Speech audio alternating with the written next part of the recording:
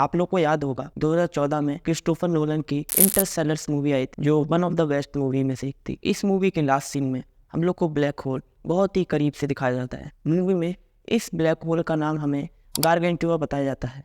Cooper अपने spacecraft से black hole की तरफ जाने लगता है। धीरे धीरे ब्लैक होल की ग्रेविटी उसको ब्लैक होल के अंदर खींचने लगती है। ब्लैक होल के अंदर जाते ही उसको ऐसा लग रहा था कि उसको कोई चमकती चीज खींच रही है। कूपर धीरे धीरे ब्लैक होल की तरफ खिंचता चला जाता है। जब कूपर ब्लैक होल के होरिजन के बगल से गुजरते हैं तब उन्हें ब्लैक होल के अंदर सब कुछ काला नजर आ रहा था। वहां हर तरफ अंधेरा ही अंधेरा था, मानो किसी ने आग पर पट्टी बांध दी थी। ब्लैक होल के और अंदर जाते जाते उन्हें कुछ पार्टिकल्स नजर आए जो कि इनकी स्पेसक्राफ्ट को डैमेज कर रहे थे। इन पार्टिकल्स ने उनकी स्पेसक्राफ्ट को पूरी तरह से तहस नहस कर दिया।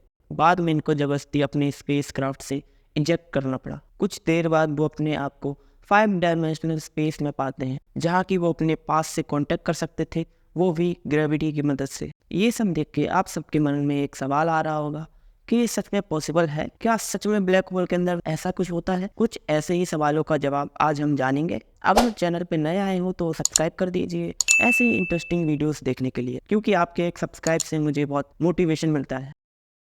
ये बात ज़्यादा पुरानी नहीं है, करीब 100 साल पहले की है। एल्बर्ट आइंस्टीन ने थ्योरी ऑफ रिलेटिविटी में 2 थ्योरी दी। पहली स्पेशल रिलेटिविटी थ्योरी, दूसरी जनरल रिलेटिविटी थ्योरी।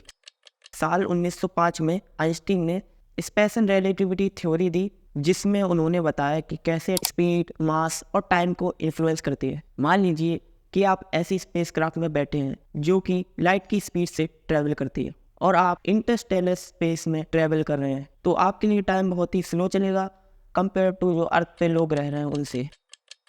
मतलब स्पेसक्राफ्ट में आप लाइट की स्पीड से 10 साल ट्रैवल किए और बाद में आप अर्थ पर लौटते हैं तो अर्थ पर कई पीढ़ियां बीत गई होंगी और ना ही आपकी एज पर ज़्यादा इफेक्ट पड़ेगा।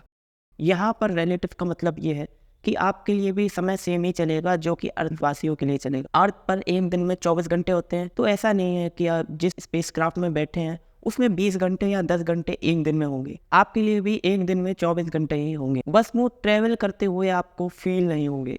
स्पेशल रिलेटिविटी के बाद 1915 में आइंस्टीन ने अपनी एक और थ्योरी पब्लिश की, जनरल रिलेटिविटी थ्योरी।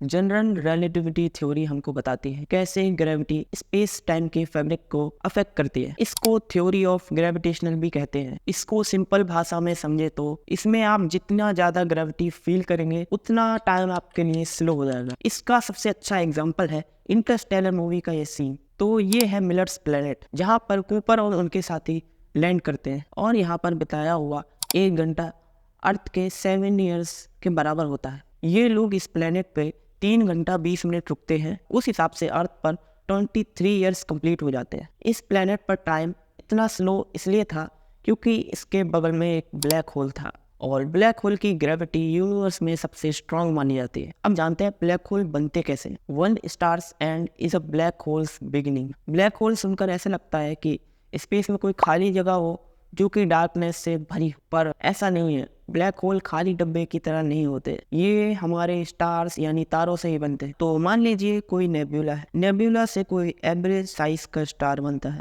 जैसे कि हमारा सन। फिर बाद में वो एवरेज स्टार से रेड जाइंट बनेगा और रेड जाइंट से सीधा प्लेनेटेरी नेबुला बनेगा और प्लेनेटेरी नेबुला से व्हाइट डॉर्फ बनेगा। तो ये तो होती है छोटे स्टार के लाइफ स्पैन। अब नेबुला से एक बड़ा स्टार बनता है और उसके बाद वो रेड सुपर जाइंट बनता है। रेड सुपर जाइंट के बाद वो सुपरनोवा में कन्वर्ट होता है और फिर बाद में वो ब्लैक होल या न्यूट्रॉन स्टार्स में कन्वर्ट होता है। तो ये थी life cycle of big stars. मतलब ब्लैक होल के बनने के लिए बड़े स्टार्स ही जिम्मेदार होते हैं। तो क्या जब हमारे सन का अंत होगा तो क्या वो भी ब्लैक होल में कन्वर्ट होगा? तो इसका जवाब है बिल्कुल नहीं। हमारा सन कभी ब्लैक होल बन ही नहीं सकता है, क्योंकि ब्लैक होल बनने के लिए एक कंडीशन होती है। ब्लैक होल बनने के लिए स्टार को पहले सुपरनोवा एक्सप्लोजन से गुजरना पड़ता है और हमारा सन तो येलो डॉर्फ स्टार है जिसमें कभी सुपरनोवा हो ही नहीं सकता। ये लास्ट में व्हाइट डॉर्फ ही बनेगा। सुपरनोवा उन्हीं स्टार्स में होता है जो कि हमारे सन से 20 गुना ज़्यादा मैसिव हो। ब्लैक होल्स मेनली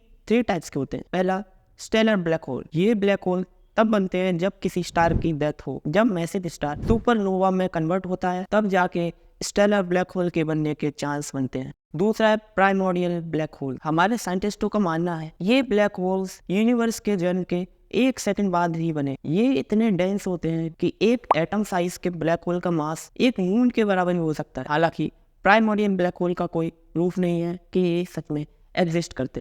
तीसरा है सुपर मैसिव ब्लैक होल। ये ब्लैक होल्स गैलेक्सी के सेंटर में होते हैं। इन्हें सुपर मैसिव ब्लैक होल इसलिए कहा जाता है क्योंकि इनका साइज कई स्टारों से बड़ा होता है। इनका साइज इतना बड़ा होता है कि आप सोच भी नहीं सकते। हमारे मिल्की वे गैलेक्सी के सेंटर में एक सुपर मैसिव ब्लैक होल है। ये ब्लैक होल इतना बड़ा है, इसका मास हमारे सन से 1 लाख मिलियन सन्स के मासेस के बराबर है। आप लोग ये सोच रहे होंगे कि इंटरस्टेलर मूवी में ब्लैक होल इतना अलग क्यों दिखाया गया था, और साइंटिस्टों ने जो रियल ब्लैक होल की इमेज खींची वो बिल्कुल एक दूसरे से डिफरेंट है। तो ऐसा क्यों है? फिजिसिस्ट किप थ्रोन ने इसको प्रूफ किया है। इस वीडियो में वो हमें बताते हैं कि मूवी में हमें ब्लैक होल कुछ ऐसा दिखाया जाता है। अगर हम कैमरे का एंगल अप कर दें और इस इमेज को ब्लर कर दें तो ये बहुत हद तक रियल ब्लैक होल जैसा दिखता है।